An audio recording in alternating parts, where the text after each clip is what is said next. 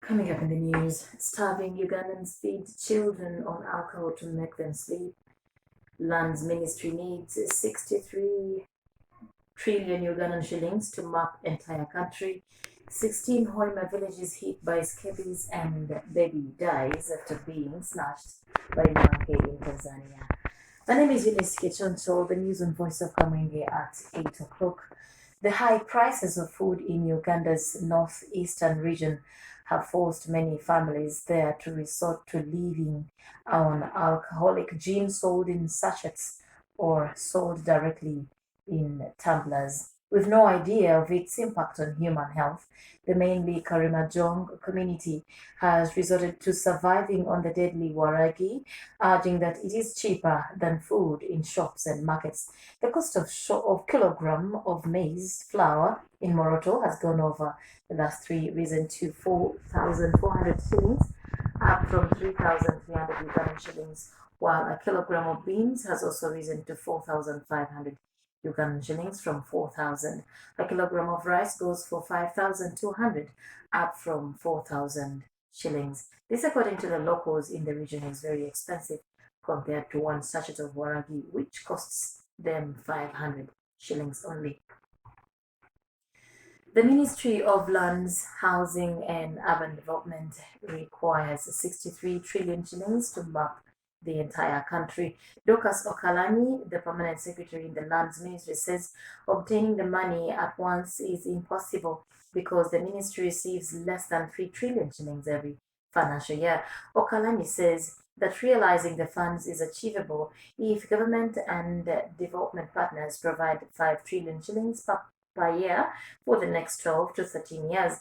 Mapping involves identifying the exact coordinates of a piece of land to determine its size and help in the recognition of owners and occupants in the case of Milo and customary land tenure systems. Okalanya was speaking on Tuesday at the launch of the Knowledge Exchange workshop.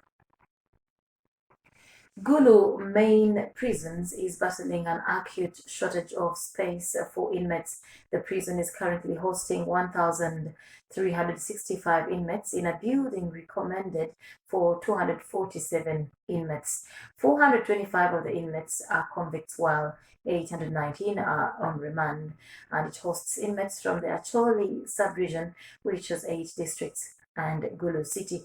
Visiting the prison yesterday, Chief Justice Alfonso Winnie-Dolo described the conditions under which prisoners are put together, especially at night when they go to sleep, as appalling. Uganda prison is condition. In this, we contribute, as a country, we contribute to the abuse of prisoners' rights. There are over 70,000 prisoners in this country. Over 70,000. About 95.5% are men. More than 1,000 people in 16 villages in Hoima district are battling a fresh scabies outbreak.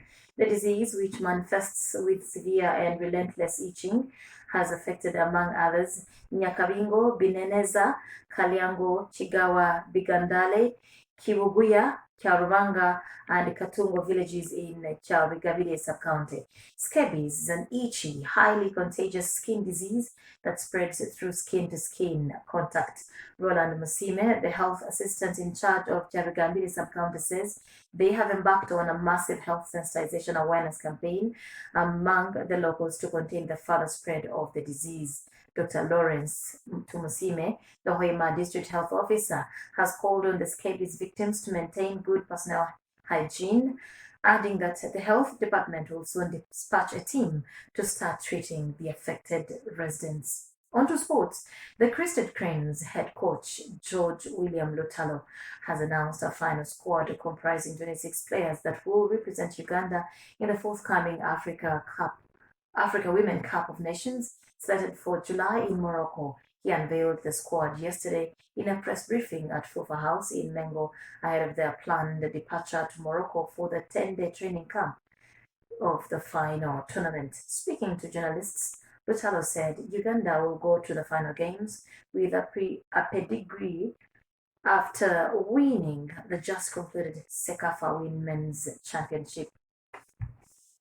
On the foreign scene, the Democratic Republic of Congo's presidency says Rwanda should not be included in a proposed regional force to fight the rebel groups in the eastern of the country. Heads of East African countries met in Kenya's capital, Nairobi, on Monday for talks on the rules of engagement for the East African Military Force.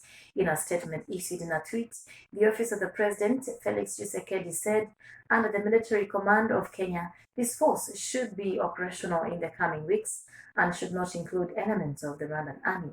DR Congo accuses Rwanda of supporting the M23 rebel group. Both Rwanda and M23 deny the accusation. That was the news at 8 o'clock. Very good morning. Eunice, Kiconco.